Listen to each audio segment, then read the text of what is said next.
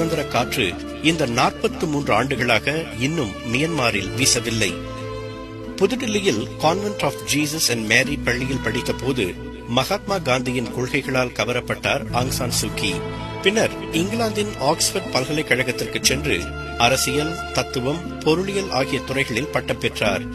ஆக்ஸ்போர்டில் இருந்த போதே 1972 Michael Aries என்ற பிரிட்டிஷ் பேராசிரியரை மணந்து கொண்டார்.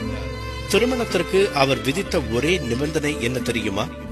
என் மக்களுக்கு எனது சேவை தேவைப்படும் பட்சத்தில் நீங்கள் எனக்கு உறுதுணையாக இருக்க வேண்டும் என்பதுதான். அந்த தம்பதியினருக்கு 2 ஆண் பிள்ளைகள் பிறந்தனர். 16 ஆண்டுகள் கழித்து 1988 தனது தாயார் நோயுற்ற போது அவரை காண மியான்மருக்கு வந்தார் ஆங் சான் சூகி. தனது தந்தை நிறுவிய அந்த தேசம் சீரழிந்து கிடந்ததை பார்த்து உள்ளம் வெம்பினார். பர்மா உலகின் நெல் களஞ்சியம் என்ற நிலையிலிருந்து உலகின் மிக ஏழ்மையான நாடு என்ற நிலைக்கு தள்ளப்பட்டிருந்ததை எண்ணி கலங்கினார். அங்கு அரசியல் சுதந்திரமும் பறிக்கப்பட்டிருந்தது. உணர்ச்சி வயப்பட்டு பின்னர் சும்மா இருப்பவர்களை காலம் மறக்கிறது. உணர்ச்சி வயப்பட்டு காரியத்தில் இறங்குபவர்களை வரலாறு துதிக்கிறது. தனது நாட்டுக்கு மாற்றம் தேவை என்று நம்பிய ஆங் சான் சூகி அங்கேயே தங்கி மக்கள் ஆட்சிக்காக போராட முடிவெடுத்தார்.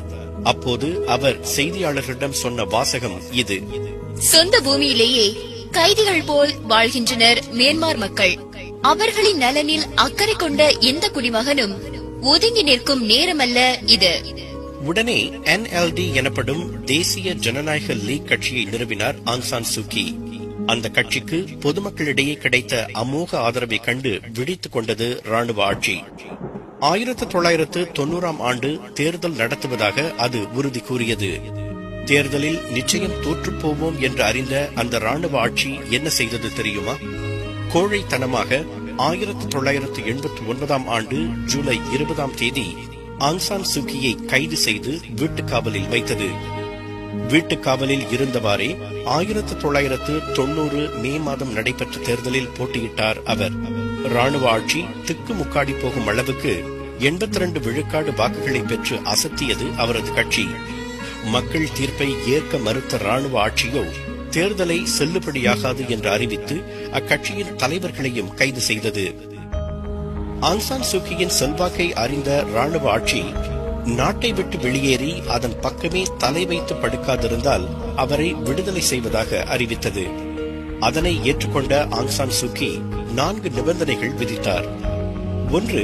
எல்லா அரசியல் கைதிகளும் விடுதலை செய்யப்பட வேண்டும். 2. ஆட்சி மக்களிடம் ஒப்படைக்கப்பட வேண்டும். 3. தான் ஏன் நாட்டை விட்டு வெளியேறுகிறேன் என்பதை மக்களிடம் விளக்க வானொலியில் 5 நிமிடம் தர வேண்டும். 4. பொதுமக்கள் புடைசூழ தான் விமான நிலையத்திற்கு செல்ல அனுமதிக்கப்பட வேண்டும். ஆனால் அந்த 4 நிபந்தனைகளையும் நிராகரித்தது ராணுவ ஆட்சி. அவரது வீட்டுக்காவல் 6 ஆண்டுகளுக்கு நீடித்தது. விடுதலை செய்யப்பட்ட போது கூட அவர் தொடர்ந்து கண்காணிக்கப்பட்டார். 2000 அவர் மீண்டும் வீட்டுக்காவலில் வைக்கப்பட்டார் 19 மாதங்களுக்கு.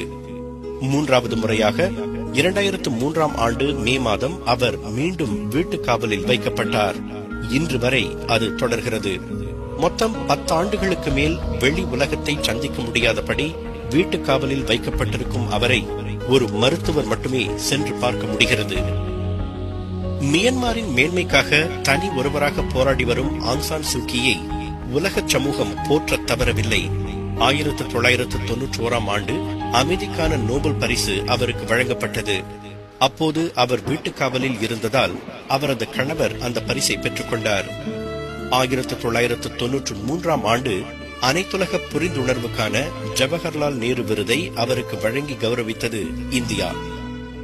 பவர் கொரப்ட்ஸ் என்ற ஆங்கில சொற்றொடரை கேள்விப்பட்டிருப்பீர்கள். ஆனால் ஆங் சான் சூகி வித்தியாசமாக சொல்கிறார்.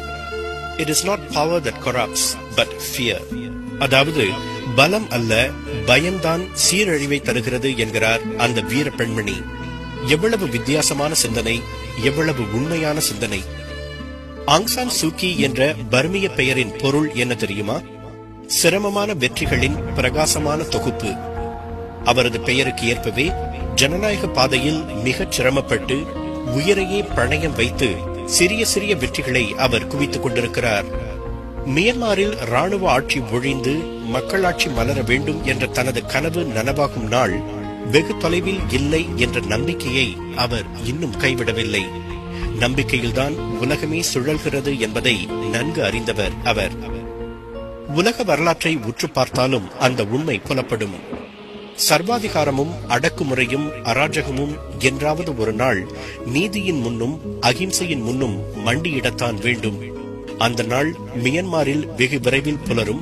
அங்கு மக்களாட்சி மலரும் என்பதுதான் உலகம் முழுவதும் சுதந்திர விரும்பிகளின் எதிர்பார்ப்பு.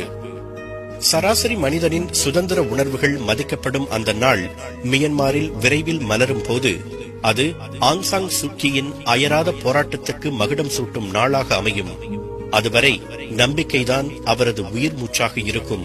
கவிஞர் பா விஜய் சொன்னது போல், நம்பிக்கை உள்ளவனுக்கு தண்ணீரிலும் சுவாசிக்க முடியும், நம்பிக்கை அற்றவனுக்கு வெளியிலேயே மூச்சு திணறும்.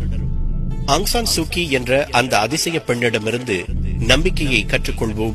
அதன் மூலம் நாம் விரும்பும் வானத்தை வசப்படுத்துவோம்.